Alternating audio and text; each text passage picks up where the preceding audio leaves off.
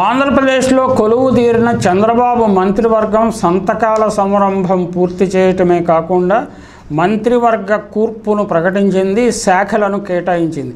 ఈ శాఖల కేటాయింపులో ఆశ్చర్యకరమైన పరిణామాలు ఏమీ లేకున్నా కానీ జనసేన నాయకుడు పవన్ కళ్యాణ్కు అవసరమైన ప్రాధాన్యత ఇచ్చారా లేకపోతే ప్రాధాన్యత తగ్గించారా, కీలకమైన శాఖలను జనసేనకు దూరంగా ఉంచారా అన్న చర్చ మాత్రం జరుగుతోంది.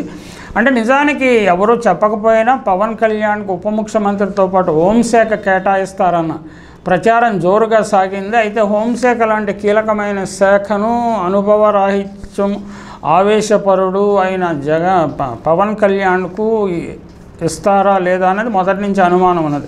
అయితే ఆ శాఖను ఇప్పుడు వంగలపూడి అనితం అనే షెడ్యూల్డ్ కులాలకు చెందిన మహిళకు కేటాయించారు. హోంశాఖ విపత్తుల నిర్వహణ ఆమె కేటాయించారు.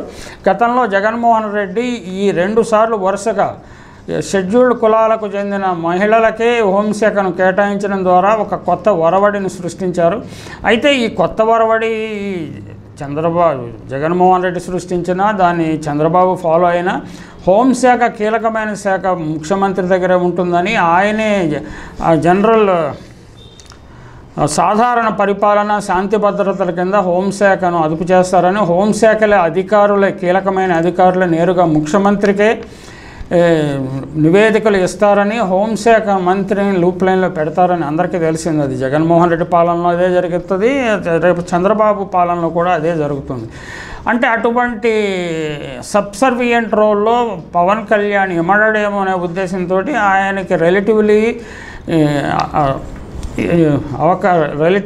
ఫ్రీగా ఉండే ఘర్షణకు అవకాశం లేని శాఖలను ఆయన కేటాయించారు. ఆయన శాఖలో ఆయనకి స్వయం నిర్ణయాలు చేసే అవకాశం కూడా ఇస్తారు.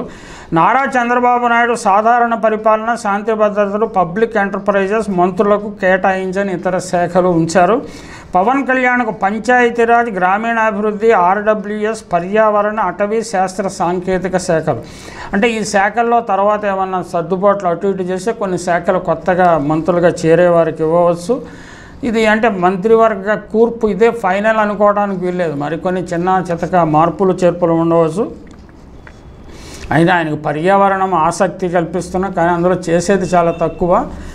పంచాయతీరాజ్, గ్రామీణాభివృద్ధి, కేంద్రం నుంచి వచ్చే నిధులను సక్రమంగా వ్యయం జరిగేలా చూడటము, ఆయనకి గ్రామీణాభివృద్ధి ప్లస్ పంచాయతీరాజ్ పట్ల ఆసక్తి ఉండవచ్చు. అటవీ శాఖ కూడా ఆసక్తి ఉండవచ్చు. అయితే ఆంధ్రప్రదేశ్లో అటవీ శాఖ కార్యకలాపాలను విస్తృతపరచాల్సి ఉన్నది. అడవులను రక్షిస్తూ అడవులను నిజానికి వాటిలో రకరకాల స్పీషీస్ జాతులు, వృక్ష జాతులను పెంచడము, జంతుజాలాలు అభివృద్ధి చెందేలా చూడటం అనేది ఒక సవాలు లాంటిది. పవన్ కళ్యాణ్కి అటువంటి ఆసక్తి ఉంటే తప్పకుండా అందులో బోల్డంత కార్యకలాపాలు నిర్వహించడానికి అవకాశం ఉంటుంది. ఇక నారా లోకేష్కు మానవ వనరుల అభివృద్ధి అంటే విద్యాశాఖ, ఐటీ, ఎలక్ట్రానిక్స్, కమ్యూనికేషన్, ఆర్టీజీ శాఖలన్నీ కీలకమైనవే. అయితే జగన్మోహన్ రెడ్డి కాలంలో విద్యారంగంలో తీసుకొచ్చిన మార్పులను ఈయన తిరగదోడతారా లేకపోతే వాటిని ముందుకు తీసుకెళ్తారా అని చూడటాన్ని బట్టి నారా లోకేష్ విజ్ఞత, నారా చంద్రబాబు విజ్ఞత అర్థమవుతుంది. జగన్మోహన్ రెడ్డి ప్రభుత్వం ప్రారంభించిన అనేక పురోగామి పథకాలను, స్కీములను, చొరవలను దాన్ని ప్రోత్సహించి ముందుకు తీసుకెళ్లాల్సిన అవసరం ఉంది. దాన్ని తిరగదోడే ప్రయత్నం చేస్తే ఇక అంత కంగాళిగా మారిపోయే ప్రమాదం ఉన్నది. నిజానికంటే టెక్స్ట్ బుక్స్ మార్చడము, అవన్నీ రకరకాల వివాదాలు సృష్టించే అవకాశం ఉంది. నారా లోకేష్ విజ్ఞతతో వ్యవహరించి తన స్టాన్ఫర్డ్ యూనివర్సిటీ పరిజ్ఞానాన్ని ఉపయోగించి గత ప్రభుత్వం చేసిన మంచిని ముందుకు తీసుకెళ్లే ప్రయత్నం చేస్తే ఆయన ప్రజలు హర్షిస్తారు. ముఖ్యంగా తల్లిదండ్రులు అంటే తమ విద్యార్థుల ప్రభుత్వం మారింది కాబట్టి తమ పిల్లల భవిష్యత్తుకు ఎటువంటి సవాలు లేదు, మంచిగానే జరుగుతుంది. అంతా జగన్మోహన్ రెడ్డి ప్రారంభించిన అనేక కార్యకలాపాలు ముందుకు తీసుకువెళ్తారన్న ధీమా రావటం వల్ల నారా లోకేష్ ఏదో కాపీ కొడుతున్నాడు, నకలు తీస్తున్నాడు అని ఎవరు అనుకోరు. అదే విజ్ఞతతో వ్యవహరించాడని మాత్రమే అనుకుంటారు. కాబట్టి ఆ విధంగా ఆయన ముందుకు పోతాడని ఆశిద్దాం. అలాగే అచ్చెన్నాయుడు వ్యవసాయం, సహకారం, మార్కెటింగ్, పశుసంవర్ధం, డైరీ డెవలప్మెంట్, మత్స్య శాఖలు కేటాయించారు. నిజానికి జగన్మోహన్ రెడ్డి పాలనలో మత్స్య రంగంలోనూ డైరీ డెవలప్మెంట్లోనూ అనేక పశుసంవర్ధనలోనూ అంతకుముందు చంద్రబాబు నాయుడు గారు కూడా గోపాలమిత్ర వంటి పథకాలను ప్రవేశపెట్టడం ద్వారా పశుగణాల అభివృద్ధికి అవకాశం కల్పించారు. పశుగణాలను అప్గ్రేడ్ చేయడానికి అవకాశం కల్పించారు. దాన్ని జగన్మోహన్ రెడ్డి ముందుకు తీసుకురావడం కంటే అమూల్ అనే సంస్థను తీసుకురావడం ద్వారా రైతులు ఉత్పత్తి చేసే పాలకు మెరుగైన ధర వచ్చేలా చూశారు. కాకపోతే హెరిటేజ్ అనే సంస్థ ప్రైవేటు సంస్థకు యజమాని చంద్రబాబు నాయుడు గారు కాబట్టి ఈ పాడి రంగాన్ని ఏమైనా డిస్టర్బ్ చేస్తారేమో అని అనుమానం. అలాగే చిత్తూరు డైరీని అప్గ్రేడ్ చేసే అమూల్ పథకానికి ఏమైనా గండి కొడతారనే అనుమానాలు ఉన్నాయి. ఇటువంటి చిల్లర ఆలోచనలు మానుకొని జగన్మోహన్ రెడ్డి ప్రారంభించిన మంచి ఇనిషియేటివ్స్ని ముందుకు తీసుకువెళ్తే ప్రజలు తప్పకుండా నారా చంద్రబాబు ప్రభుత్వాన్ని దీవిస్తారు, ఆహ్వానిస్తారు. అంతేగాని ఇవన్నీ తిరగదోడే ప్రయత్నం మొదలెడితే ప్రమాదంలో ఇరుక్కుంటాడు. ఇంకా పయ్యావుల కేసు, ఆర్థిక ప్రణాళిక, వాణిజ్య పన్నులు, శాసనసభ వ్యవహారాలు దీని గురించి ప్రత్యేకంగా చెప్పుకోవాల్సిన అవసరం లేదు. వంగలపూడి వనితకు హోము విపత్తుల నిర్వహణ ఈ కీలకమైన శాఖను బలమైన నాయకులకు ఇవ్వకుండా బలహీనమైన నాయకులకు, మహిళలకు ఇవ్వటం అనేది ఒక ఎత్తుగడగా జగన్మోహన్ రెడ్డి చేశాడు. ఇప్పుడు చంద్రబాబు నాయుడు కూడా చేశారు. ఈ కొల్లు రవీంద్ర భూగర్భ గనులు, ఎక్సైజ్ చాలా కీలకమైన శాఖలు ఆయనకి ఇచ్చారు. గనులు, ఎక్సైజ్ రెండు నిజానికి అనేక అక్రమ లాభాలకు, అక్రమ మార్గాలకు, అక్రమ వసూళ్లకు అవకాశం ఉన్న శాఖలు. మరి ఆయన కొల్లు రవీంద్ర గారు ఆయన వివాదాస్పదమైన నేపథ్యం ఉన్న వ్యక్తి కాబట్టి ఆయన దీనిని ఎంత వివాదాలకు అతీతంగా, వివాదరహితంగా నిర్వహిస్తాడో చూడాలి. అంటే గనులు చాలా ప్రైవేటు రంగంలోనే నడుస్తున్నాయి. వారిని అంతా డిస్టర్బ్ చేయడానికి ఎక్సైజ్ పాలసీలో మార్పులు చేసి మళ్ళీ ప్రైవేటు వారికి అవకాశం కల్పించే ఉంది. ఎందుకంటే తెలుగుదేశం కార్యకర్తలు వారందరికీ ఆదాయ మార్గాలను సమకూర్చడం అనేది చంద్రబాబు నాయుడు ఒక ఒరవడిగా చేస్తున్నాడు. మళ్ళీ అదే కార్యక్రమాన్ని తిరగదోడే అవకాశం ఉన్నది. ఇక నాదెండ్ల మనోహర్కి ఆహారము, పౌర సరఫరాలు, వినియోగదారుల వ్యవహారాలు అప్పగించారు. పొంగూరు నారాయణకు పురపాలక పట్టణాభివృద్ధి శాఖ గతంలో శాఖన అప్పగించారు. అయితే ఆయన అమరావతి అభివృద్ధి, తన చుట్టూ ఉన్న అభివృద్ధి, తన స్వీయ అభివృద్ధి, చంద్రబాబు సామాజిక వర్గాన్ని నయా రిచ్ క్లాస్ అభివృద్ధి వీటి మీద మానేసి రాష్ట్రంలో అనేక 13-15 పట్టణాలు ఉన్నాయి. వాటినన్నిటిని అభివృద్ధి చేసే వాటి మీద దృష్టి పెడితే ఆంధ్రప్రదేశ్ ప్రజలు స్వాగతిస్తారు. సత్యకుమార్ యాదవ్ ఆరోగ్యం, కుటుంబ సంక్షేమం, వైద్య విద్య బీజేపీకి చెందిన ఏకైక మంత్రివర్గం ఆరోగ్యం, కుటుంబ సంక్షేమం, వైద్య విద్య అప్పగించారు. నిమ్మల రామానాయుడుకు జలవనరుల అభివృద్ధి అంటే ఇరిగేషన్ శాఖ అప్పగించారు. మరి పోలవరంలో ప్రచార ఆర్భాటం తప్ప పోలవరం ప్రాజెక్టును ముందుకు తీసుకువెళ్ళలేని గత చరిత్ర నారా చంద్రబాబు నాయుడిది. దాన్ని ఏటీఎంగా మార్చిన వైభవం కూడా నారా చంద్రబాబు నాయుడిదే. దానిని నిమ్మల రామానాయుడు గారు దీన్ని ఏమైనా మార్పు తీసుకువస్తారా లేదా చూడాల్సి ఉన్నది. ఖచ్చితంగా ఇది చాలా కీలకమైన శాఖ. ఇంతకుముందు అంబటి రాంబాబు, అంతకుముందు అనిల్ యాదవ్ నిర్వహించిన శాఖ. ఈ శాఖలో ఎక్కువ నిధులు కేటాయించినట్టు లేదు జగన్మోహన్ రెడ్డి ప్రభుత్వము. మరి వీళ్ళు వచ్చిన తర్వాత నిధులు కేటాయిస్తారా? అంతకుముందు చంద్రబాబు నాయుడు హయాంలో భూసేకరణ, పోలవరం భూసేకరణలో అనేక అవకతవకలు జరిగినాయి. ఉండవల్లి అరుణ్ కుమార్ లాంటి వారు కూడా అనేక అంశాలను లేవనెత్తారు. లేని భూములకు నష్టపరిహారం చెల్లింపు, లేకపోతే భూములను మార్చి చంద్రబాబు సామాజిక వర్గం వారు భూములు కొనుగోలు, ఆ భూములకు నష్టపరిహారం చెల్లించడం అంటే అనేక అవకతవకలు జరిగాయి. ఇప్పుడు నిమ్మల రామానాయుడు గారు ఎంత సమర్థంగా ఈ శాఖను నిర్వహిస్తారో చూడాలి. అంటే ఈ will be under watch. First time మంత్రి అయ్యారు కాబట్టి ఆయన తప్పకుండా అందరూ జాగ్రత్తగా కనిపిస్తారు. ఆయన చాలాసార్లు ఎమ్మెల్యేగా నెగ్గారు. ఆయన చాలా బలమైన నాయకుడిగా గోదావరి జిల్లాలో పేరుంది. ఆయన పేరుకు అనుగుణంగా వ్యవహరిస్తారని ఆశిద్దాం. ఇక ఎండి ఫరూక్ న్యాయశాఖ, మైనారిటీ సంక్షేమం అంటే ముస్లింలకు మైనారిటీ సంక్షేమాన్ని అప్పగించడం ఒక ఆనవాయితీగా మారిపోయింది. ఇప్పుడు కూడా అదే. ఆనం రామనారాయణ రెడ్డి దేవాదాయ ధర్మాదాయ శాఖ.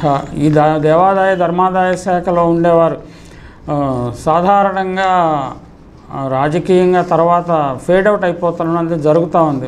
మాణిక్యాలరావు గారు, తర్వాత కొట్టు సత్యనారాయణ, అంతకుముందు ఈలి ఆంజనేయులు, ఎవరైనా సరే ఫేడ్ అవుట్ అయిపోతున్నారు. మరి ఆనం రామనారాయణ రెడ్డి గారు చాలా అనుభవజ్ఞుడైన రాజకీయ నాయకుడు కాబట్టి ఆయన ఈ శాఖను సమర్థవంతంగా వివాదాలకు అతీతంగా నిర్వహిస్తారని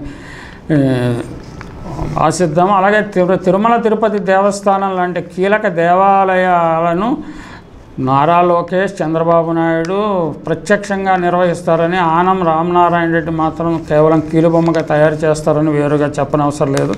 అనగాని సత్యప్రసాద్ రెవెన్యూ, స్టాంపులు, రిజిస్ట్రేషన్, కొలను పార్థసారథి గృహ నిర్మాణం, సమాచార పౌర సంబంధాల శాఖ. కొలను ఇంతకుముందు వైసీపీలో ఉన్నారు, 2 సార్లు వైసీపీ ఎమ్మెల్యే అయినట్టున్నారు. ఈసారి పార్టీ మారి టీడీపీలో చేరాడు. ఆయన కొంచెము అనుభవం ఉన్న నాయకుడే, విషయ పరిజ్ఞానం ఉన్న వ్యక్తి కాబట్టి ఆయన గృహ నిర్మాణం కూడా లార్జ్ స్కేల్ గృహ నిర్మాణం చేపట్టారు. వాటిని ముందుకు తీసుకెళ్ళగలుగుతారని ఆశిద్దాము.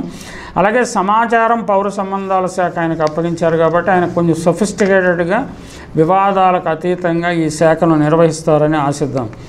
ఇక డోలా వీరాంజనేయ స్వామి సాంఘిక సంక్షేమం, గొట్టిపాటి రవికుమార్ విద్యుత్ ఈయన Gottipati Ravikumar maybe first time మంత్రి అవుతున్నట్టున్నారు. ప్రకాశం జిల్లాకు చెందిన వ్యక్తి, చంద్రబాబు సామాజిక వర్గానికి చెందిన వ్యక్తి. విద్యుత్ లాంటి కీలకమైన శాఖ ఆయన పరమైంది. విద్యుత్ కొనుగోళ్లలోనూ వాటిల్లోనూ ఇంతకుముందు గతంలో జరిగిన అగ్రిమెంట్లన్నీ రాష్ట్ర ప్రభుత్వానికి, రాష్ట్ర ప్రజలకు వ్యతిరేకంగా చంద్రబాబు గారు చేశారు. వాటిని తిరగతోటి చాలా వరకు మార్పులు చేర్పులు జగన్మోహన్ రెడ్డి ప్రభుత్వం చేసింది. దీనిపై ఏం చేస్తారు గొట్టిపాటి రవికుమార్ అనేది మనం జాగ్రత్తగా పరిశీలించాలి. ఇక్కడ కందుల దుర్గేష్ పర్యాటకం, సంస్కృతం, సినిమాటోగ్రఫీ. ఈ జనసేనకు చెందిన నాయకుడు. ఈయన జనసేన పవన్ కళ్యాణ్కు సన్నిహితుడిగా చెప్తారు. ఆయనకు పర్యాటక శాఖ అప్పచెప్పారు, కల్చరల్, సినిమాటోగ్రఫీ. కాబట్టి దీన్ని చాలా సమగ్రంగా నిర్వహించడమే కాకుండా ఆంధ్రప్రదేశ్కు సినిమా రంగం తరలి వచ్చేలా చేయటంలో ఏమైనా కృషి చేస్తారా? చిరంజీవి గారి గుడ్ విల్, అల్లు అరవింద్ గారి గుడ్ విల్, పవన్ కళ్యాణ్ పలుకుబడి వీటిలన్నీ ఉపయోగించి సినిమా రంగము ఆంధ్రప్రదేశ్కి తరలి, అంటే 60% ఆఫ్ తెలుగు సినిమాలకు వచ్చే ఆదాయం ఆంధ్రప్రదేశ్ నుంచి వస్తున్నది కాబట్టి నిర్మాణం కూడా అక్కడ చేపట్టాల్సిన అవసరం ఉన్నది. కనీసం కొంత ప్రయత్నం జరగాలి. హైదరాబాద్లో మద్రాసు నుంచి ఇక్కడికి వచ్చినప్పుడు కూడా చాలామంది పెదవి విరిచారు, కానీ క్రమక్రమంగా హైదరాబాద్ అభివృద్ధి చెంది ఇప్పుడు అంతర్జాతీయ స్థాయి సినిమాలు నిర్వహిస్తున్నది. అలాగే వైజాగ్, ఇతర ప్రాంతాల్లో అద్భుతమైన అరకు సన్నివేశాలు, అవుట్డోర్ షూటింగ్లు చేయడానికి అవకాశాలు ఉన్నాయి. అయితే టెక్నికల్ ఆస్పెక్ట్స్ అవసరం వస్తే హైదరాబాద్ రావాల్సిన పరిస్థితి ఉన్నది కాబట్టి కొంతమేరైనా కృషి చేయటం, కొంత విజయం సాధించడం అవసరం. అంటే పునాది గట్టిగా వేస్తే క్రమక్రమంగా అదే వికాసం చెందుతుంది. ఎందుకంటే మీడియా చాలా కీలకమైన, డిజిటల్ మీడియా చాలా కీలకమవుతుంది. అలాగే గ్రాఫిక్స్ ఇవన్నీ తయారు చేయటం అనేది ఎంప్లాయ్మెంట్ జనరేటింగ్ యాక్టివిటీ కాబట్టి ఈ రంగాన్ని కొంతైనా తరలించటము మరి పవన్ కళ్యాణ్, కందుల దుర్గేష్ వల్ల సాధ్యం అవుతుందా మనం చూద్దాం. ఇక గుమ్మడి సంధ్యారాణి మహిళా సంక్షేమం, గిరిజన సంక్షేమం, బీసీ జనార్దన్ రెడ్డి రహదారులు, భవనాలు, టీజీ భరత్ పరిశ్రమలు, వాణిజ్యం, ఆహార శుద్ధి. ఈ రంగంలో వారి నాన్నగారు టీజీ వెంకటేష్ గారు కృషి చేస్తున్నారు. ఈ రంగంలో ఆయన కూడా తప్పకుండా అనుభవం ఉంటుంది. మరి ఫుడ్ ప్రాసెసింగ్ ఏమైనా మనకి ఆంధ్రప్రదేశ్లో భారీగా వచ్చేలా చేస్తారా? జగన్మోహన్ రెడ్డి పాలనలోనే అనేక పరిశ్రమలు మనకి పెట్టుబడులు పెట్టడానికి ముందుకు వచ్చాయి. చాలా నిర్మాణం జరుగుతున్నాయి, కొన్ని ఇప్పటికే ప్రారంభమయ్యాయి. అంటే పాత ప్రభుత్వాన్ని ఈ ప్రభుత్వాన్ని పాత ప్రభుత్వం విమర్శించుకోవటం కాకుండా ఆంధ్రప్రదేశ్లో అందుబాటులో ఉన్న అనేక వ్యవసాయోత్పత్తులను ప్రాసెసింగ్ చేసే అవకాశాలను సద్వినియోగం చేసుకుంటారు అని ఆశిద్దాము. టీజీ భరత్ ఆ కుటుంబ నేపథ్యాన్ని బట్టి ఆయన చక్కని ఒక వాతావరణాన్ని సృష్టిస్తారని ఆశిద్దాం. ఎస్ సవిత బీసీ సంక్షేమం, ఆర్థికంగా వెనుకబడిన వర్గాల సంక్షేమం, చేనేత, జౌళి. వాసంశెట్టి సుభాష్ కార్మిక కర్మాగారాలు, బాయిలర్లు, వైద్య బీమా సేవలు. కొండపల్లి శ్రీనివాస్ సూక్ష్మ మధ్య చిన్న తరహా పరిశ్రమలు, సెర్ఫ్, ఎన్ఆర్ఐ సాధికారిత సంబంధాలు. ఎం రాంప్రసాద్ రెడ్డి రవాణా, యువజన సర్వీసులు. క్రీడా రంగంలో ఆంధ్రప్రదేశ్లో ఎంతో పొటెన్షియల్ ఉన్నది. దాన్ని బయటకు తీయాల్సిన అవసరం ఉన్నది. మరి యువ నాయకులైన యువకులను వచ్చలేని వాళ్ళని పవన్ కళ్యాణ్, లోకేష్ లాంటి వారు ఉన్న నేపథ్యంలో క్రీడలకు మంచి ప్రోత్సాహం ఇచ్చి క్రీడా రాష్ట్రంగా ఆంధ్రప్రదేశ్ని తీర్చిదిద్దే అవకాశం ఉంది. ఇప్పటికీ అనేక రంగాల్లో క్రమక్రమంగా ముందుకు వస్తున్నారు. అక్కడక్కడ స్టేడియంలు నిర్మించటము, క్రీడల జిమ్నాజియంలు నిర్మించడము, మైదానాలు అభివృద్ధి చేయటం ఇలాంటి కార్యక్రమాల ద్వారా యువతను ప్రోత్సహించడం సాధ్యమే. ఏదైనా ఈ ప్రభుత్వం పాజిటివ్ సకారాత్మకంగా వ్యవహరిస్తానని చంద్రబాబు నాయుడు గారు హామీ ఇచ్చారు. ఏ మేరకు సకారాత్మకంగా వ్యవహరిస్తారో ఆయన మంత్రులు పనిచేసే తీరును బట్టి ప్రజలు తీర్పు చెప్తారు.